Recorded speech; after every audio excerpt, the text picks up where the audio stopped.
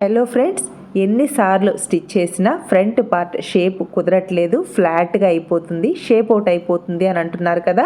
అసలు ఫ్రంట్ పార్ట్కి తగినట్టుగా క్లాత్ని ఎలా ఇవ్వాలి, డాట్స్ని ఏ విధంగా స్టిచ్ వేసుకోవాలి, ఇన్విజిబుల్గా థ్రెడ్ పైపింగ్ని స్టిచ్ వేసేటప్పుడు చాలా నీట్ ఫినిషింగ్ రావాలి, బ్లౌజ్ వేసుకున్నప్పుడు గుచ్చుకోకూడదు, అలాగే బాడీకి కాటన్ క్లాత్ టచ్ అవ్వాలి, ఏ విధంగా పైపింగ్ని స్టిచ్ వేసుకోవాలి, ఫ్రంట్ పార్ట్లో వాళ్ళ బస్ట్ సైజుకి తగినట్టుగా డాట్ హైట్ని వెడల్పుని ఎలా తీసుకోవాలి, మనం ఎంత కరెక్ట్గా ఫ్రంట్ పార్ట్ డాట్స్ని స్టిచ్ వేస్తామో ఫిట్టింగ్ అంత నీట్గా ఉంటుంది. మనం డాట్స్ని స్టిచ్ వేసేటప్పుడు ఫస్ట్ డాట్ని మార్కింగ్ చేయడం చాలా ఇంపార్టెంట్.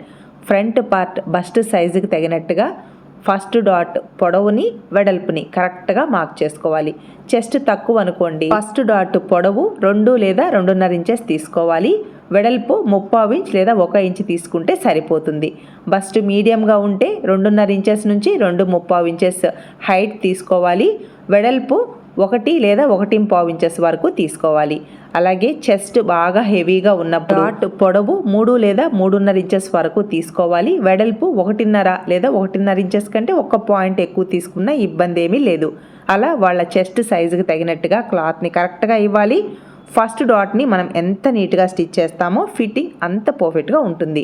బ్లౌజ్ కటింగ్లో ఇచ్చిన ఖర్చులు కరెక్ట్గా తీసుకుంటూ స్టిచ్ చేసాము అంటే సైడ్ జాయింట్ చూసారా ఇలా స్ట్రైట్గా వస్తుంది, ప్లస్ గుర్తు పర్ఫెక్ట్గా వస్తుంది. ఇలా వచ్చింది అని అంటే బ్లౌజ్ ఫినిషింగే కాదు, ఫిట్టింగ్ కూడా పర్ఫెక్ట్గా రావాల్సిందే. చూసారా, వీడియో మన యూట్యూబ్ ఛానల్ నేమ్ క్రింద ఉంది, చెక్ చేసుకోండి. లైక్ చేయడం మర్చిపోవద్దు ఫ్రెండ్స్, ప్లీజ్ సబ్స్క్రైబ్.